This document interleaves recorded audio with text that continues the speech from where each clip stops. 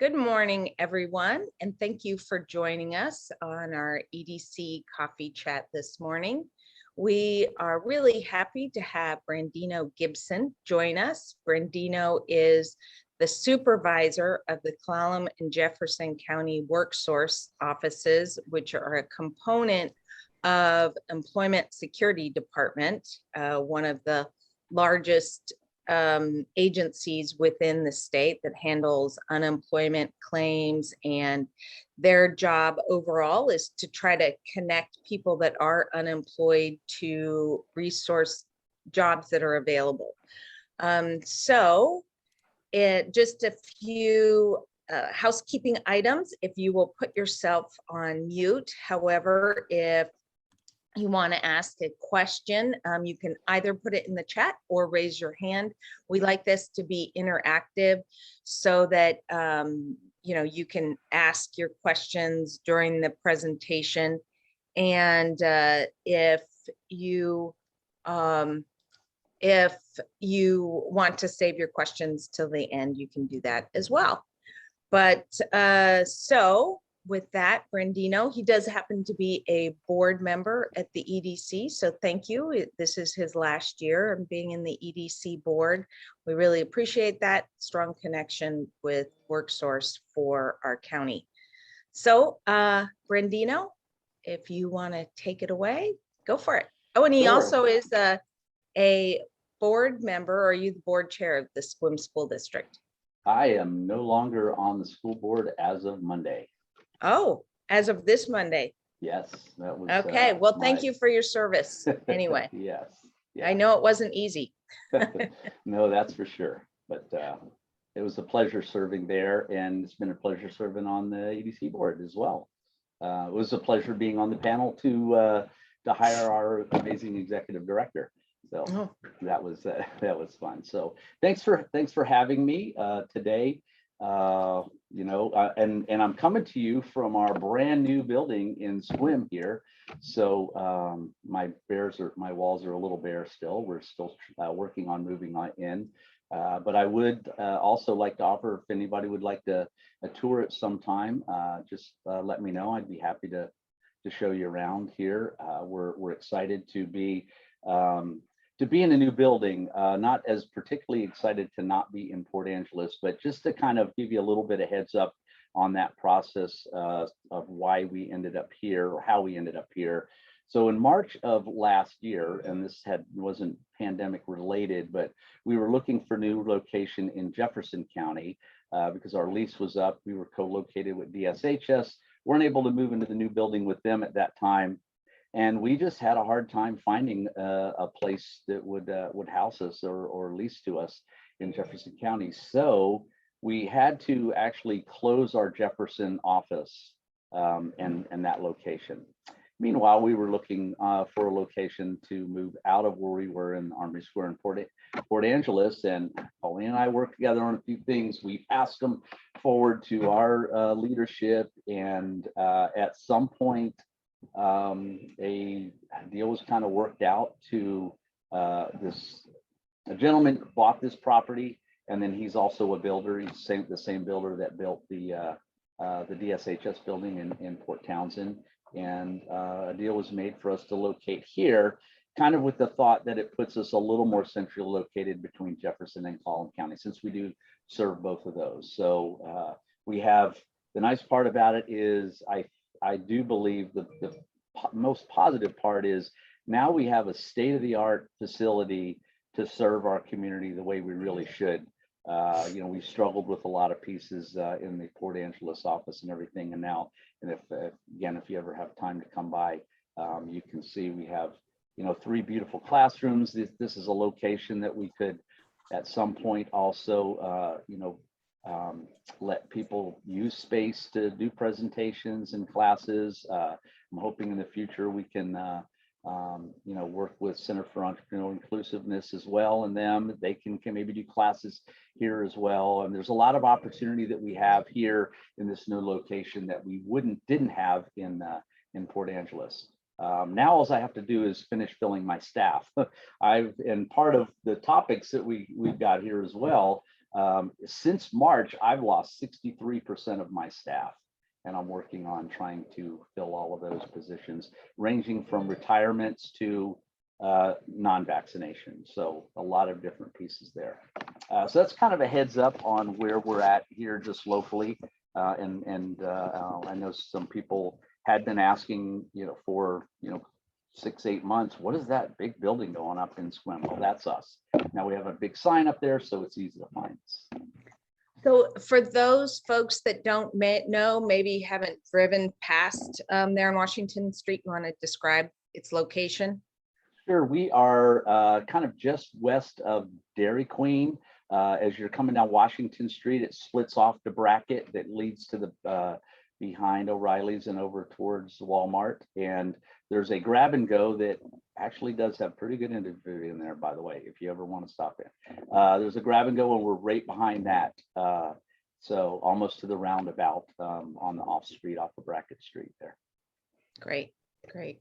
It's the property that used to be owned by Kevin Estes, I think. Yeah. All right. Well, good. So let's dig into your work that you guys are doing there and what the status is of our employment industry right now, as you see it. Sure. So a couple of things just from a work status. As I kind of mentioned, we were still understaffed here, trying to fill our last positions, and actually we did interviews last week, and I'm working through the process to hire 2 new people, hopefully on the 16th, that will complete my staff here. So at this point, we are open. Our doors aren't physically open, but we are open for appointments on Monday and Wednesdays from 10 to noon and 1 to 3. So people can call and schedule an appointment and come in and work in our resource room or one-on-one with the staff. We will still see, because we get people pretty much every day that come and stand outside, and they either bang on the door, or they call the number that we have on the door, and particularly if they're in a situation where they got like an unemployment issue that we really need to kind of resolve, we'll bring them in and work on that. If they're looking for something like, I just need someone to look through my resume or help me out with an application, we'll see if they can kind of reschedule to come back, as long as they're not driving here from Forks. If we have somebody that comes in from the west side, PA or Jefferson or that, we'll still do what we can. But those are Mondays and Wednesdays are impactful work days for us. For our regular kind of duties that we do as well, that are aside from that, talking with those individuals that are on employment, there's scheduled appointments they have. So those are our big appointment days for that. So our Tuesdays and Thursdays, sorry. So Monday and Wednesdays we're open for that. With that said, we've been pretty busy throughout the week, and ranging from people that have been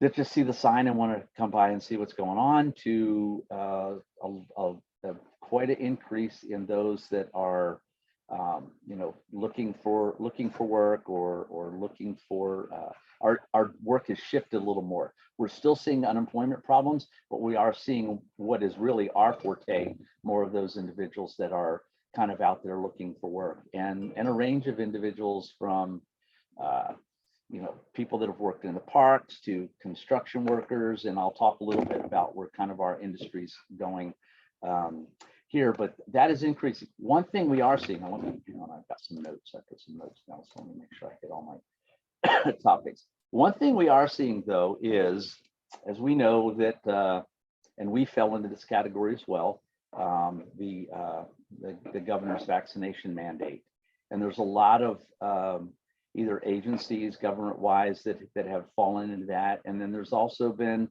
a lot of employers that have kind of just followed suit with that as well.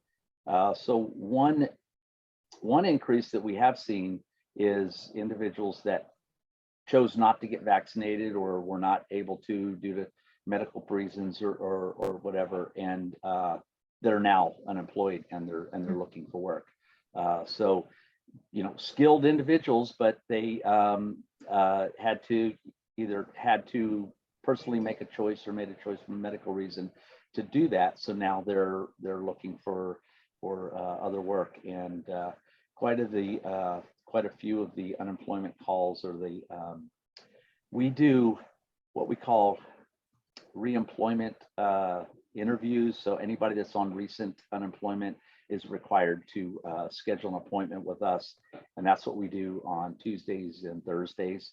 And we're seeing an uptick in those individuals that we're working with that are falling into that category. So there's that. As far as the labor pool itself, other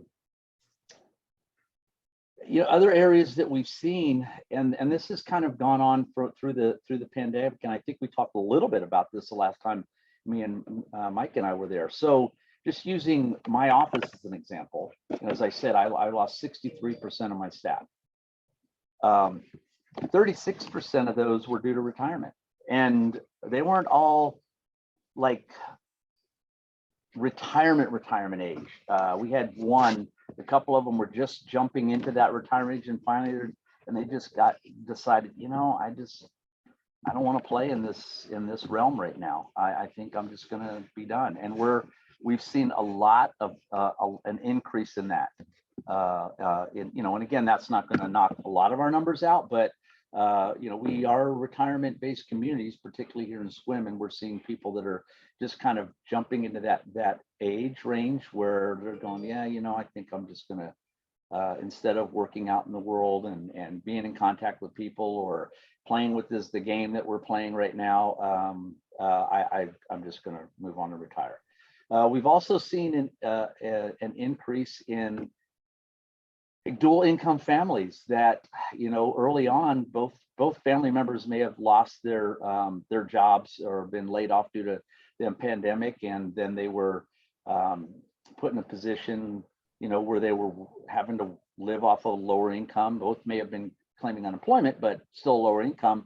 And now the spouse or the other individual who maybe has a better job and makes better income has gone back to work, and they've decided, we'll just stick as a single income family for now. You can stay homes. And we're seeing this in a lot of the younger families as well. You stay at home, take care of the kids. Maybe they're not even sending their kids, because we're in that world where we have as well. We have students that are back in school, and we also are offering virtual opportunities. So we have a good percentage of kids that are still learning from home, and someone staying home from them. So we've seen a drop off in some of the labor force from that, but we're starting to see some of them coming back as well, as things have loosened up a little bit. So kind of, on the notes, the questions you kind of put out there, Colleen, from the first question, and a lot of these are also, fall under LMEA. And it's funny, I talk to my staff all the time, because we are, what I would say, Worksource is the face of ESD. We are the people that you can actually physically go in and talk to. Whereas unemployment isn't that, FMLA isn't that, LMEA isn't that. So anytime there's questions, and these even goes out on letters, if you have any questions, go to Worksource. Well, we're not exactly the labor market experts here in our office. We have those that are in ESD, and we're not exactly the FMLA experts or the unemployment experts. We have a little bit of information, and we can kind of help and share with individuals. But so we dig around, we try to do what we can from that. So, as far as numbers and all, and I know this has been a piece for you, Colleen, for a long time, how we gather this and how we gain it, still that there could be improvements in those, so where we are from a labor, I can just say that we're seeing an uptick in those that are coming to visit us looking for work. So I would think that the labor pool would be kind of increasing somewhat. At what capacity? I'm not sure. There, but I just from what we're seeing from people coming in. So we have a comment about acronyms. I'm not sure which acronyms. ESD yeah. Employment, they handle all the unemployment, And oh, FMLA, Paid family leave act. paid family medical leave. Yeah. Yeah, yeah. So yeah, there's a lot of complicated things that come out of a person's paycheck and what they deliver. So what positions are currently open at Worksource that you're hiring for? So, oh, here in my office? Yeah. So we have two kind of positions. So I have two spots that are what we call our labor exchange. There are individuals that are really our day-to-day operation, working with customers, ranging from, helping them look at their resume, figure out what their skill base is, and helping them find jobs. There'll also be ones that once we get back into more in-person work, we'll be facilitating our workshops and those kinds of things. We also have one position open here that is a counselor for our Workforce Innovation Opportunity Act, and that is money that is set aside for anyone who has kind of lost their job and fits into certain categories, and where we can pay for training. So they may have some skill base, but they may need some upgrade training in order to get a better job. So that would be that person would be working with what we call the WIOA, or Workforce Innovation Opportunity Act funds, and providing training. So there we send people to like college. Boy, that takes me back to California.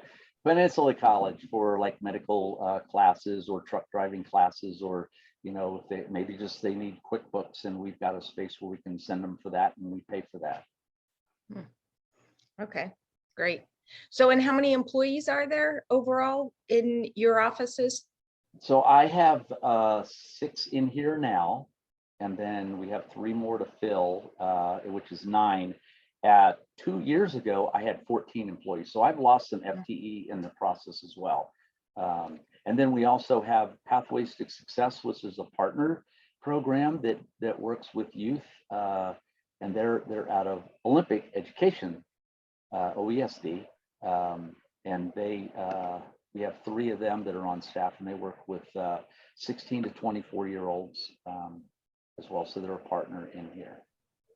So why did you lose 3 full-time equivalent employee? Not 3, but you went from 14 to 9. Why'd that happen? Yeah, great question. If I had the answer to that, I've tried to.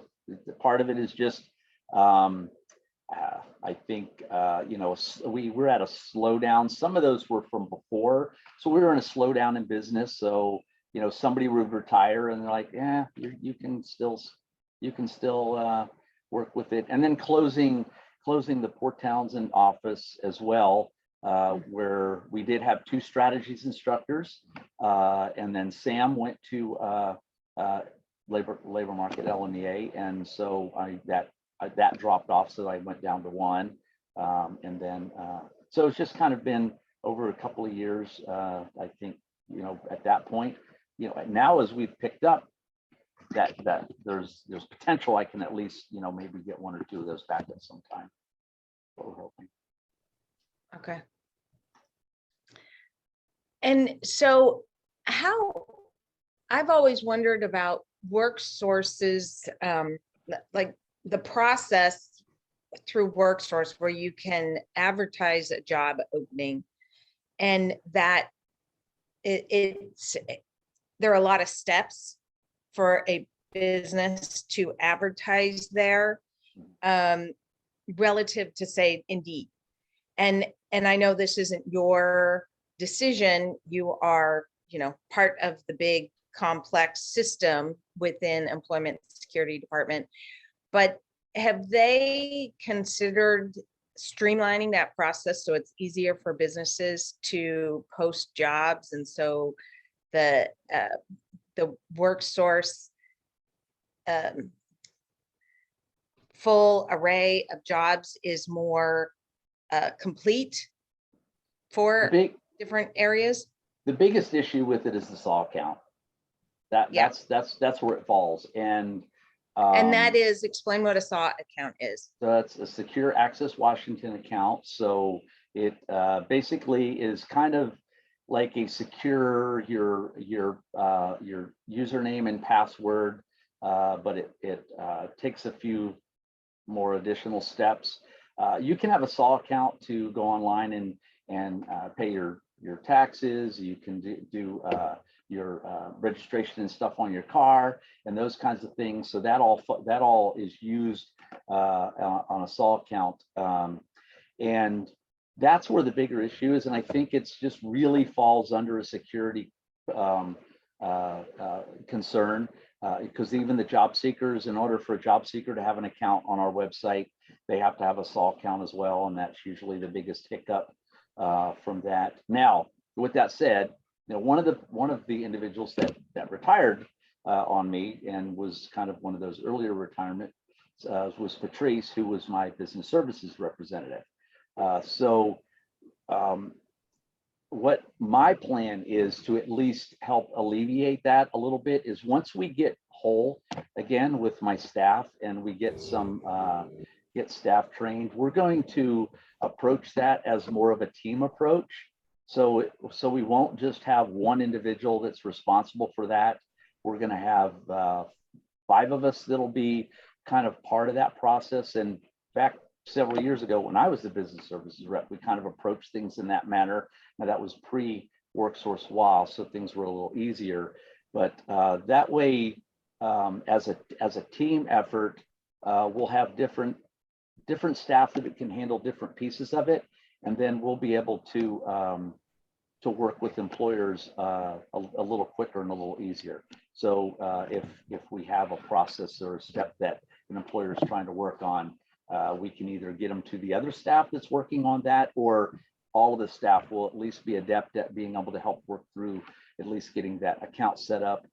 Once, the other part of that too is, once an account is set up, then we can provide the assistance to do that. And a lot of that, again, Patrice did all of that, which can be a lot of work for one individual. Whereas if I have 5 staff that are sharing that work, if Lena calls and says, hey, I need to post a job for this, one of our staff can just go in and emulate and actually go in and do that work for them. And it's particularly, with a lot of the smaller businesses that don't have an HR department. If you have an HR department, HR should be able to work their way through that and can kind of, they're posting their jobs typically anyway. But when you're talking about smaller businesses, they don't have the staff, and the business owner doesn't have the time a lot of times to just get in there and post their jobs. That's what we're here to do. And hopefully in the next few months, we'll be able to get to a point where I'll have more staff to be able to handle that, to help that process better. Okay. So if somebody comes in and asks, an individual that's looking for work asks for help, do you guys only use Worksource as a oops, I'll gotta put that person on mute just a second here. If hold on here. Oh, just a minute. Sorry about this. There we go. So if someone comes in and needs some help looking for a job, do you guys only use the jobs that are posted on Worksource, or do you also look at other resources? Yeah, we look at other resources. The first thing that we do, though, is make sure that they do have a Worksource account, and that gets them in our system so we can provide better services for them. And then there are some advantages there as well once they get the account. But after they get the account, no, we have access. They can go on Indeed, Craigslist, if they want to just look for work on the marketplace on Facebook. They can do that. Excuse me, as long as they're not playing on Facebook while they're using our computers. But no, we point them in a lot of those different directions. Okay.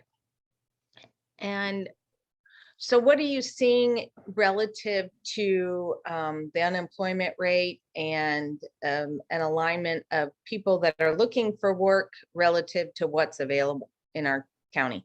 Yeah, so we were just having this discussion. We just had a meeting not too long ago with unemployment as well. And, our unemployment rate in Clallam County is 4.9%. I don't know when I've ever seen that. And Jefferson County is 4.6%.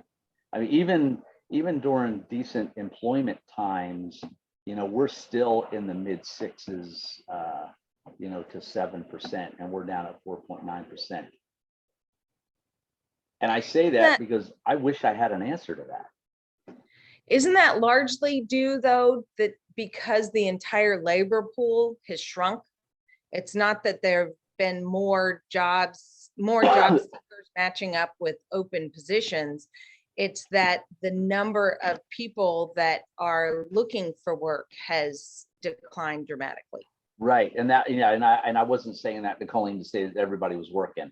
That, it's kind of, that's the question. It's kind of an anomaly for us to be at that rate. So why is that? And I think those are some people, like there was an individual that we did at one of our meetings with yesterday, and she just said, yeah, I've got a job waiting for me, but it's not till February, and I'm just going to quit claiming unemployment. So they're just stopping claiming unemployment, or the labor force is down. Mm-hmm. Okay, so are you seeing fewer inquiries? Hang on one second, Colleen. Somebody's sorry.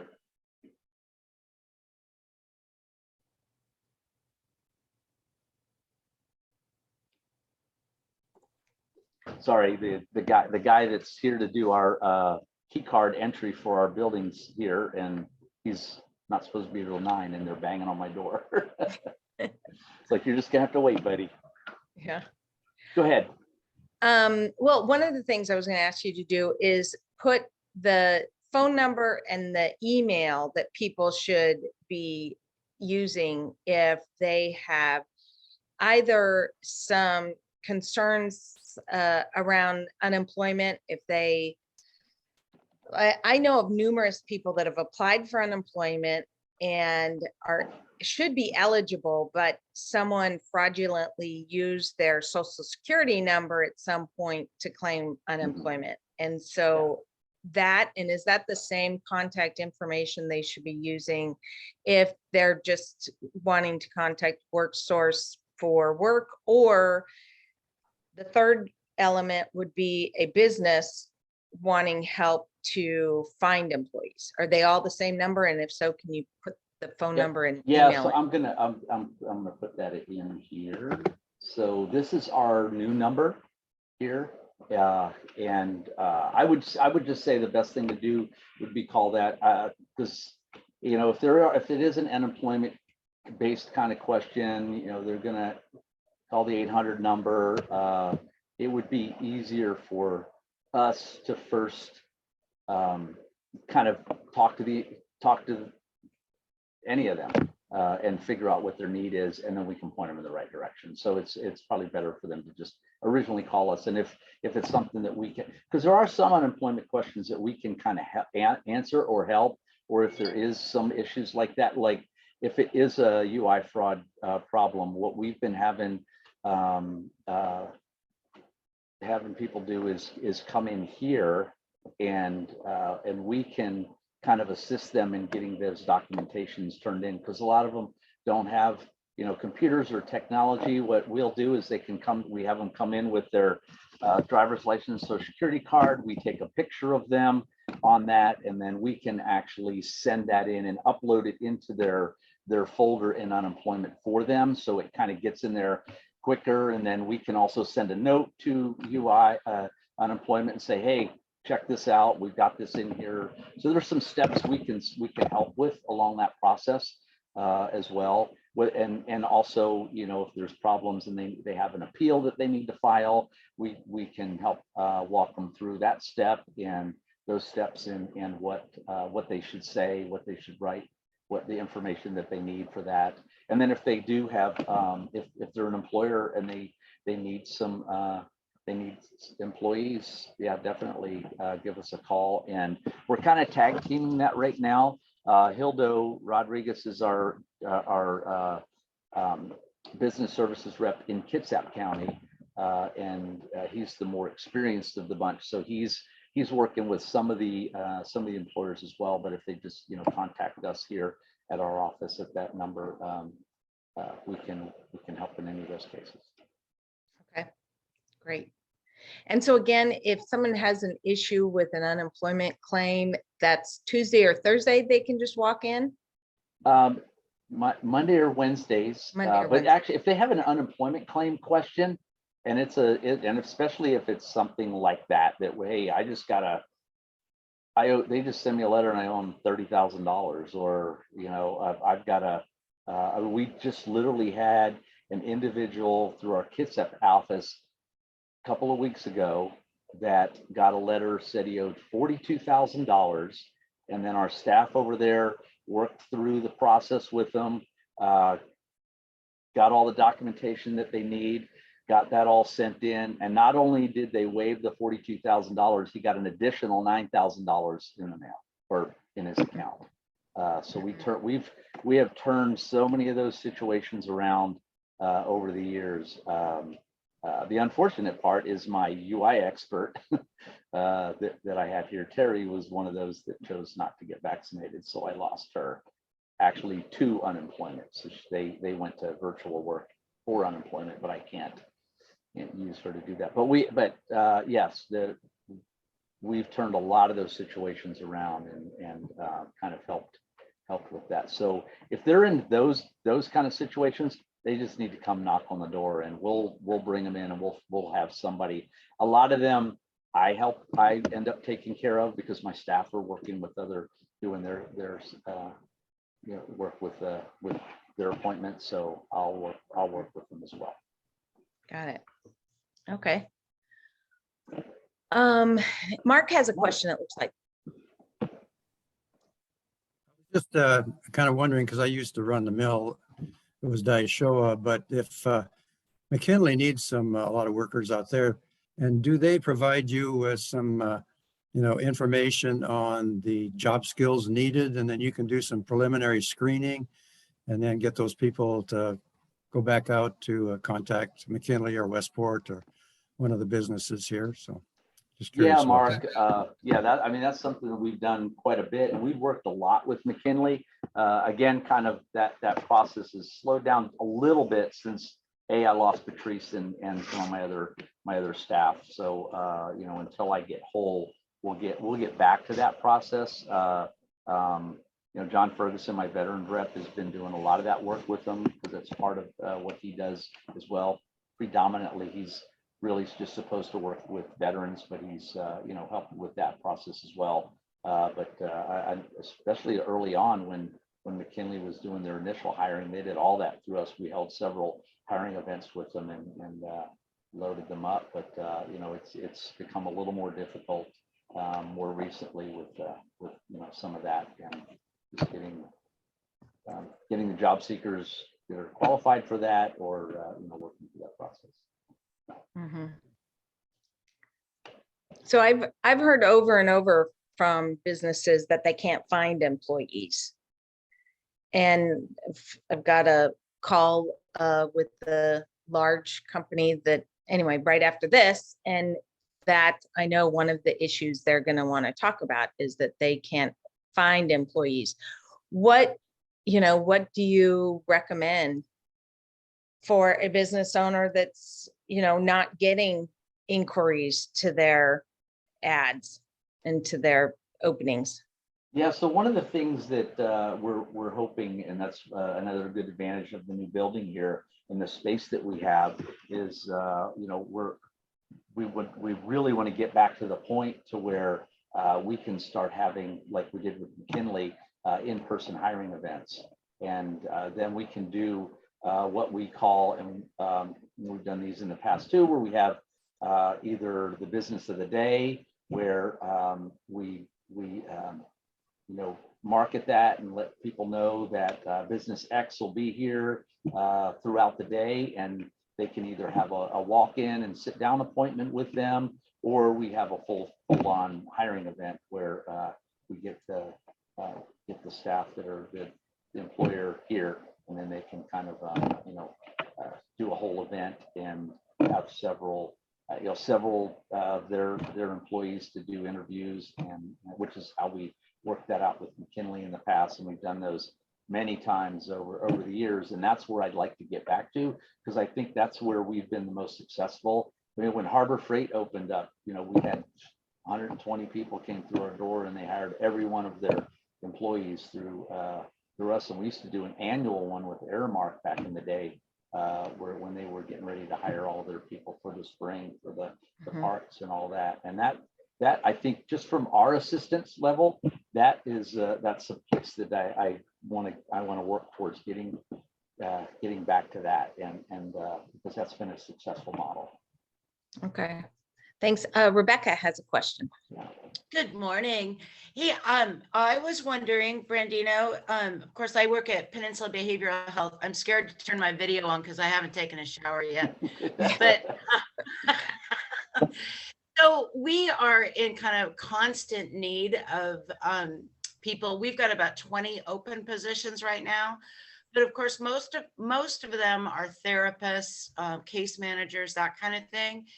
Is there any, do you think that Worksource would be at all helpful for us to tap into for that kind of specialist help?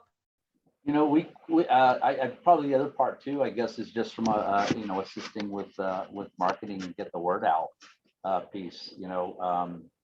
I mean, honestly, I would say that that's not what we get a whole lot of, people with that skill walking through our door. I think when you're starting to talk about individuals and with that kind of skill base, they kind of already know where to look. And so, it's just like in our medical field. I mean, when you look at the numbers, and it was kind of one of the other questions you had on the healthcare is our top need. If you look at, we have 9 on Worksource Law. We have 918 jobs posted right now in Clallam County and 910 in Jefferson County, and a large majority of those fall into the healthcare field, ranging from the hospitals, caregivers, behavioral health. All of those are the number one need that we have locally, and I think that's just a supply demand. We don't have the trained staff to fill those jobs. Can I ask a follow-up question? Yes. Do you help at all with recruiting from outside of the area, or is it pretty local? We can do that because we can also, kind of share that info, and we've done that in the past, and other offices have done that as well, where we can kind of share that information out through the other offices, business services rep to business services rep, and kind of, hey, can you do you have anybody out in that area? So that's, yeah, we can do that. We have done it in the past. Thanks. I'll talk to our HR and see if I can connect you. But Sure. Thank you. Yeah. Angie, long time no see. You're muted. And still muted. Yeah, let's see. Let me unmute myself. There I'm you sorry go. about that. You're good. So, I just wanted to say that, ACTI in the past, we have been a part of those business specific hiring events, and they have been a huge success for us. So I would encourage anyone that's looking for help to go to you guys and do that. We would have up to 50 people that would come, and obviously you have to filter through people.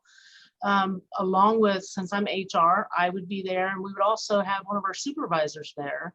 And it just was a really good source. So my question to you is, will that occur in SQUEM now at your office? So all those kind of events that maybe we were a part of before, those will be hosted in SQUEM then? Yeah, so we'll be hosting those in SQUEM, and here I now have 3 3 large classrooms. So similar to the big room that we used to use down in Suite F. I have 3 of those here now, and each one of them are either have large screen TVs, or we have Cisco whiteboard in one of those. So we have a lot better technology as well.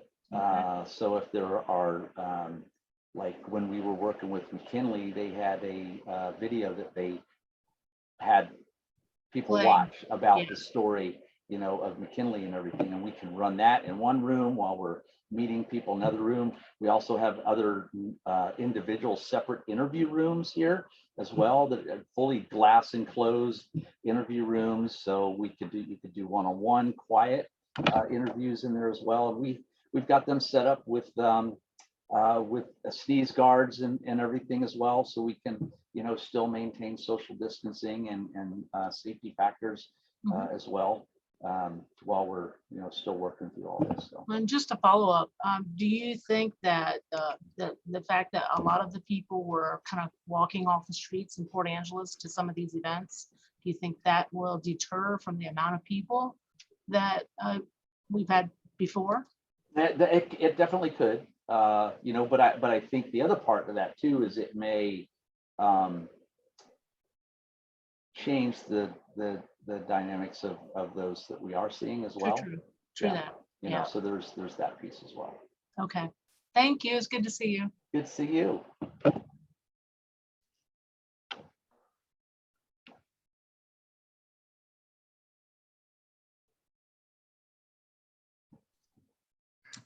Okay, so does anyone have any further questions for Brandino right now?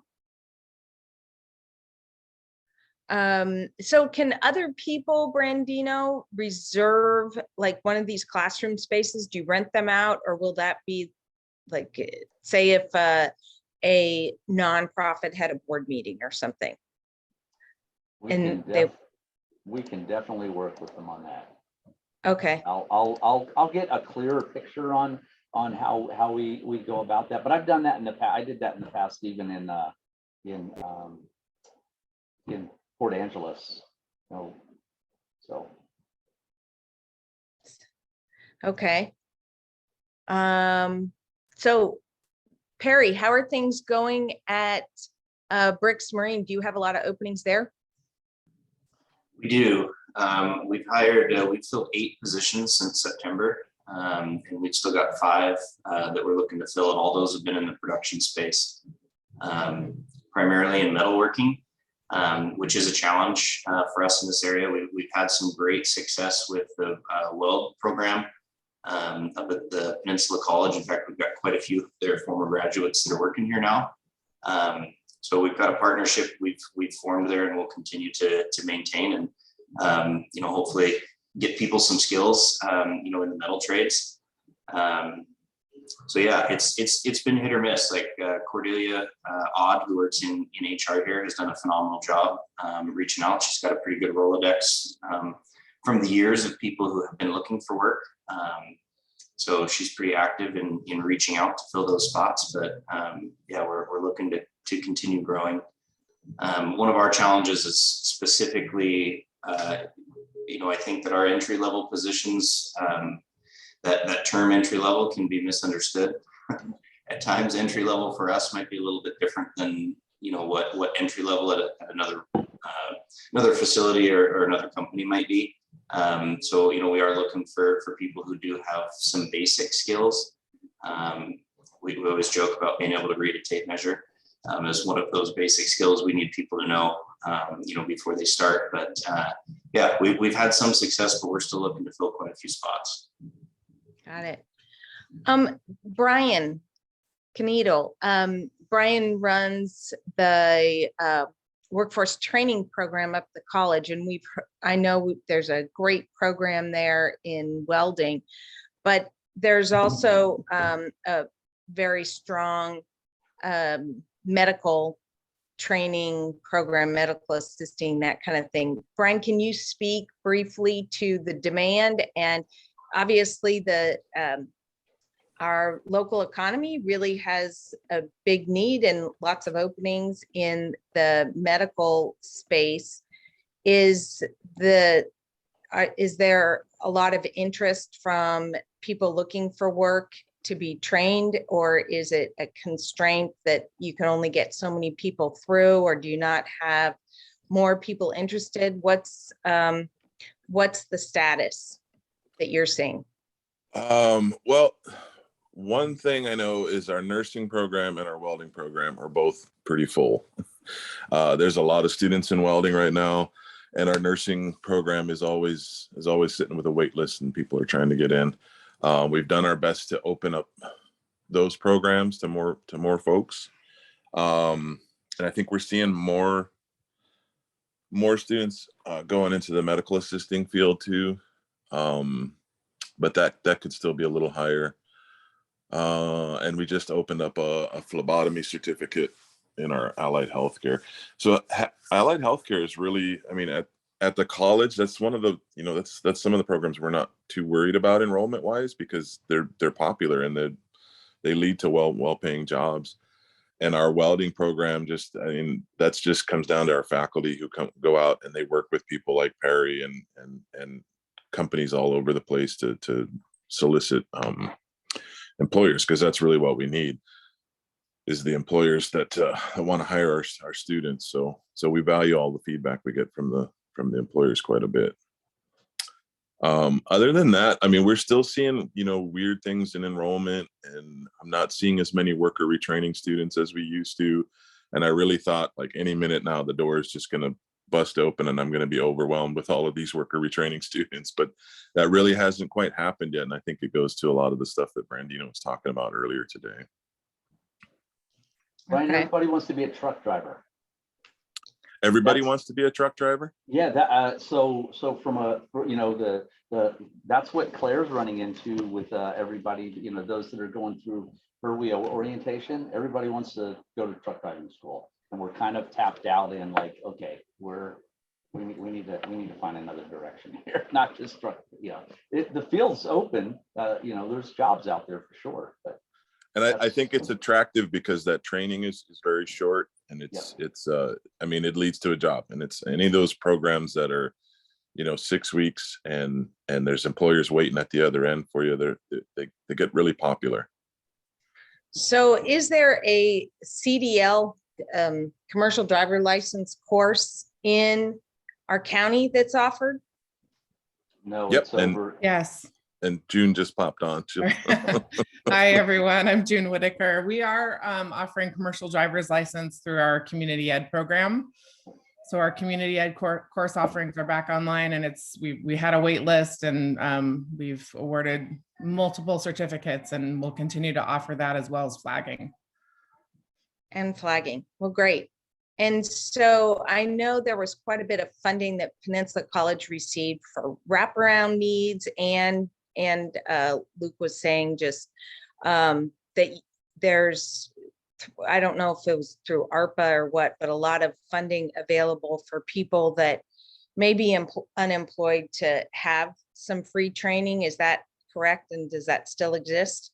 If they wanted to, get flagger training or a commercial driver's license, is there funding available for those folks? I don't know. Brian, do you know the answer to that question? I'm not sure. We do have a lot of aid available for students. I'm not sure if it applies to those two programs or not. I know we were trying to work through some options there. I can follow up and get back to y'all. Yeah, I'm not sure on that too. I know we do send a lot of our students to the emergency funds program to help with other things, but there is money out there for the students. Mm-hmm. This is where I should have had Claire join us, because that would she would have been able to answer if we had anything to assist in that manner as well. Mm-hmm. So Sig Tama's on with us from Pacific Northwest Products out in Forks, and I know he's been trying to hire folks. Have you been able to find all the employees you need in Forks, Sig? Yeah, it seemed to have gotten better. We see people now starting to walk in and ask for work. And Okay. it's not in abundance by any means, but it seems to be better. I've also gotten a lot of good assistance from Forks Forum, from Christy. She's run ads for us in the Forks Forum, so that's helped. Overall, I think we're at 19 employees now. We started with 5 4 years ago.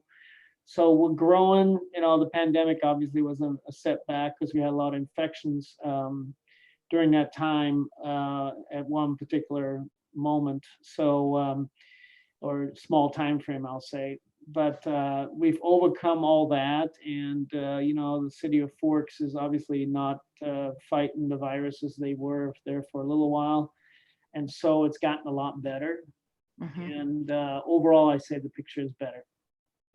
So one question I have is, we're in with the EDC and port and other entities are working with companies that plan on locating and expanding here in Clallam County.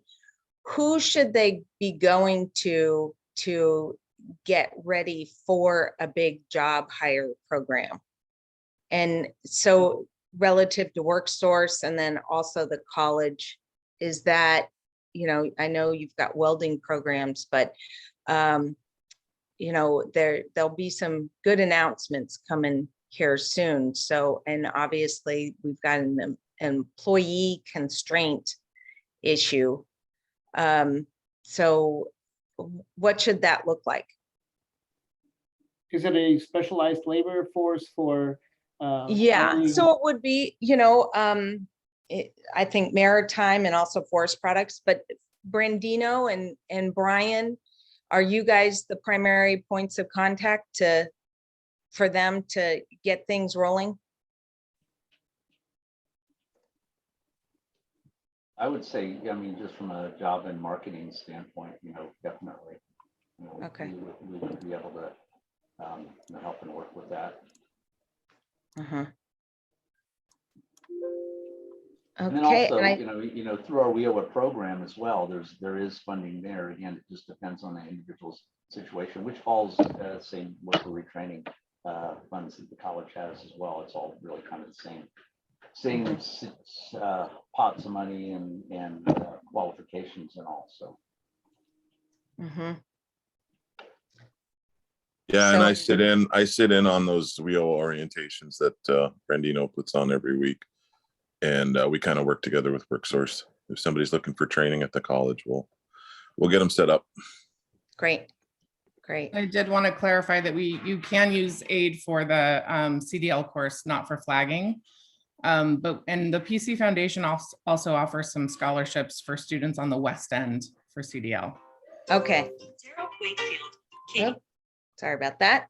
Okay, well, I've got most of my questions answered. Does anybody else have anything they wanted to ask about? If not, I'm going to go ahead and